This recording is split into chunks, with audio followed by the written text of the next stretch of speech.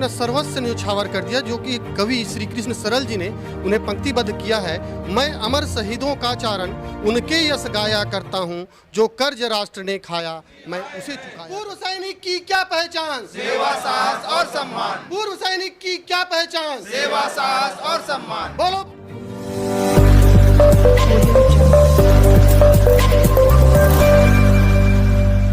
बिल्कुल यंग भूतपूर्व सैनिक है, फिर भी मैं यंग कह रहा हूँ, युवा भूतपूर्व युवा कहूँ तो अतिशयोक्ति तो नहीं होगी। हमारे साथ है सर, क्या योजना, क्या परियोजना, कैसा संदेश?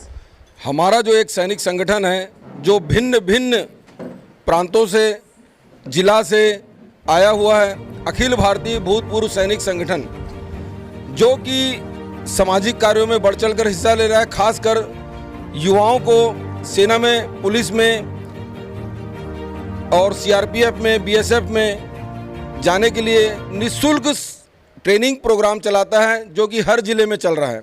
और अनवरत प्रयास हमारे द्वारा सामाजिक कार्य किए जा रहे हैं, जैसे निःशुल्क खाना खिलाना, रेलवे स्टेशनों में अपना किसी को, जो भी हमारा भूतपूर्व सैनिक है जो रिटायर होकर आता है, उनको लेना।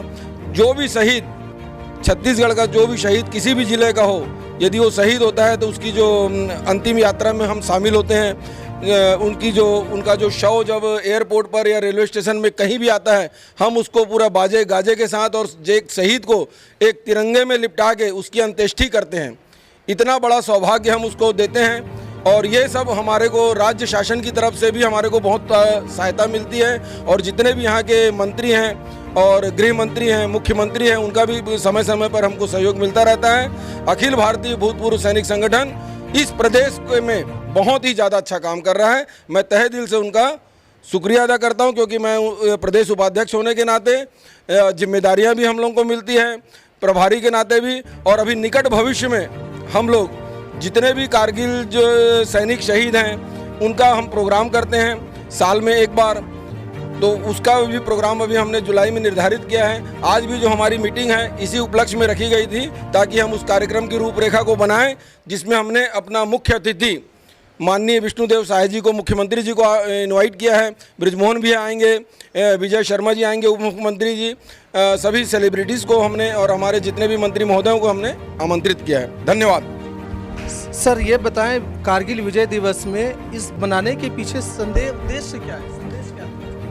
यानी देश के पीछे जितने भी बहुत सारे वीरता के काम हुए हैं, आने वाली पीढ़ी को हमको याद दिलाना है कि हमने वास्तव में क्या किया है। जैसे हमने नेताजी को आज याद करके आज आपके सामने उनकी एक बात रखा, माता अहिल्याबाई होलकर के बारे में हमने सुना, पढ़ा, देखा कि उन्होंने क्या किया था। तो समाज को क्या है, एक आईना दिखाना होता है कि हमने वास्तव में हमारे पूर्वजों ने क्या किया था। यह एक संदेश सब तक प्रसारित हो और ऐसा ही कार्रवाई हमेशा चलता रहे, जो देश के लिए एक रोल मॉडल बने। जी, ये उन शहीदों के लिए है जिन्होंने अपना सर्वस्व न्यौछावर कर दिया, जो कि कवि श्री कृष्ण सरल जी ने उन्हें पंक्तिबद्ध किया है। मैं अमर शहीदों का चारण उनके यश गाया करता हूँ, जो कर्ज राष्ट्र ने खाया मैं उसे चुकाया करता हूँ। कवि कहता है कि इस देश के लिए जिसने अपना सर्वस्व न्यौछावर किया है, उनकी बलिदान को हम भुला नहीं सकते हैं। और उनके बूंद, एक एक बूंद जिस स्थान पे गिरा है वही तीर्थ स्थान है। और उनके ही बलिदान को याद करके आज की जो युवा पीढ़ी है वो भी आगे आए और अपनी मातृभूमि की रक्षा के लिए हमेशा तत्पर रहे। इसलिए हम जो शहीद हुए हैं उनकी यादों को ताज़ा करने के लिए कारगिल विजय दिवस, स्वामी विवेकानंद जयंती और सुभाष चंद्र बोस की जयंती 23 जनवरी को, और मातृशक्तियों के लिए महारानी अहिल्याबाई होलकर की जयंती 31 मई को, 18 जून को रानी लक्ष्मीबाई, झांसी की रानी लक्ष्मीबाई की जयंती मनाने का हमारे सैन्य मातृशक्ति प्रकोष्ठ ने निर्णय लिया है। और इस तरह से समाज को आगे बढ़ाने के लिए और युवा पीढ़ी को आगे बढ़ाने के लिए, जैसे कि साहब ने बताया, हमारे निःशुल्क प्रशिक्षण चल रहे हैं। हम उत्तरोत्तर देश को आगे बढ़ाने के लिए कार्यरत हैं। Thank you. शासन की ओर से कोई संदेश, कोई मांग, कोई सहयोग क्या? हम लोग पूरे पूर्व सैनिक जितने भी हैं, समाज में अच्छे बच्चे को ला करके सभी बच्चों को जागृत करना चाहते हैं। उसके लिए हम लोग प्रशिक्षण करा ही रहे हैं, जिसमें निःशुल्क है। तो शासन से हम चाहते हैं कि हमारे को एक ज़मीन अलॉटमेंट करें हर जिला में, जिसमें हम अपना फिजिकल फिटनेस तैयार करने के लिए, जैसे मंकी रोप हो गया, वर्टिकल रोप हो गया, गड्ढा यानी कि 9 फीट डीच हो गया। इस टाइप से हम लोग उनका फिजिकल स्टैंडर्ड बढ़ाने के लिए एक जगह निर्धारित हो जहाँ पर किसी अन्य का हस्तक्षेप ना हो, तो वहाँ पर बच्चे आसानी से ट्रेनिंग कर सके। एक ऐसा हमारे को जगह हर जिला में मुहैया करा दे, जिसके लिए हम उनका हृदय से आभार प्रकट करेंगे। ये हमारे को जल्द से जल्द उन्हें उपलब्ध करा दे। मैं माननीय गृह मंत्री विजय शर्मा जी से निवेदन करूंगा, क्योंकि मुझे याद है उन्होंने एक वादा किया था जब जिला सैनिक कल्याण बोर्ड में अतिथि गृह का उन्होंने उद्घाटन किया था, तो उसमें मुख्यमंत्री जी भी आए थे और गृह मंत्री जी भी आए थे।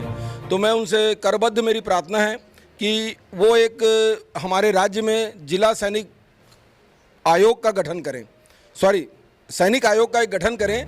जैसे सभी आयोग का गौ सेवा आयोग होता है, शिक्षा आयोग होता है, वैसे प्रांत स्तर पर एक सैनिक आयोग का गठन करें, ताकि हमारे जो सैनिक संगठन हैं उनकी जो भिन्न भिन्न प्रकार की समस्याएं हैं, जो शहीद हो गए हैं, उनकी माताएं हैं, उनकी बहनें हैं, उनके भाई हैं, उनको कभी अनुकंपा नियुक्ति नहीं मिलती, कभी उनकी पेंशन मिलने में देरी होती है, तो आयोग क्या काम करेगा? जो सैनिक परिवार है उसकी देखरेख का काम करेगा। और जो आपकी जो नई पौध जो अग्निवीर है, अग्निवीर के लिए हमने इस राज्य को, जब से मोदी जी की जो ये अग्निवीर योजना शुरू हुई है, उसमें हमने अग्निवीर में अपने राज्य से लगभग 60 बच्चे तैयार करके हमने पूरे देश को दिए हैं। हमारे प्रदेश ने, हमारा जो जिला है उससे ही कम से कम 35 या 37 बच्चे हमारे सेलेक्ट होके गए हुए हैं देश में। तो मैं माननीय गृह मंत्री जी से परम निवेदन करूंगा कि जो उन्होंने वादा किया है उसको निभाएं और हमारे के लिए एक सैनिक आयोग का गठन करें। धन्यवाद। तो दर्शकों, आप देख रहे हैं कि ये सब हमारे भूतपूर्व सैनिक हैं। देश के लिए सब कुछ करने के लिए पहले भी तैयार थे, अब भी रिटायर हो चुके हैं, तो अपने ज़िले में, अपने शहर में, अपने प्रांत में रहकर बच्चों को ट्रेनिंग कर रहे हैं, ताकि देश के लिए आने वाली किसी समस्या को लड़ सके, डट के मुकाबला कर सके। कुछ छोटी बातें सरकार से उन्होंने अपेक्षा की है, मांग की है, वो इस पर्पज से भी है ताकि प्रॉपर बच्चों को, जो गरीब बच्चे जिन्हें प्रॉपर ट्रेनिंग नहीं मिलती, जिन्हें शायद शुरुआत से सिखाया जाए, कुछ एक प्रशिक्षण दिया जाए, तो और बेहतर कर सकता है और ज़्यादा से ज़्यादा लोग सेना के प्रति रुझान ले सकते हैं, बन सकते हैं। तो उस विषय को लेकर भी आपके समक्ष रखा। अब देखना होगा शासन प्रशासन इस पे क्या निर्णय लेते हैं। फिलहाल यहाँ जयंती मनाया गया और आने वाले दिनों में विजय कारगिल दिवस बड़े धूमधाम से मनाया जाएगा। तमाम लोग शामिल होंगे और दृश्य एक भव्य देखते बनेगा, वो भी हम आपके समक्ष जरूर प्रस्तुत करेंगे। देखते रहिए महानदी न्यूज़। जय हिंद, जय छत्तीसगढ़। पूर्व सैनिक जिंदाबाद, पूर्व सैनिक जिंदाबाद, पूर्व सैनिक आए हैं, नई रोशनी लाए हैं, पूर्व सैनिक आए हैं, नई रोशनी लाए हैं। पूर्व सैनिक की क्या पहचान? सेवा, साहस और सम्मान। पूर्व सैनिक की क्या पहचान? सेवा, साहस और सम्मान। बोलो भारत माता की जय, भारत माता की जय। ये है हमारे सैनिक। बिल्कुल।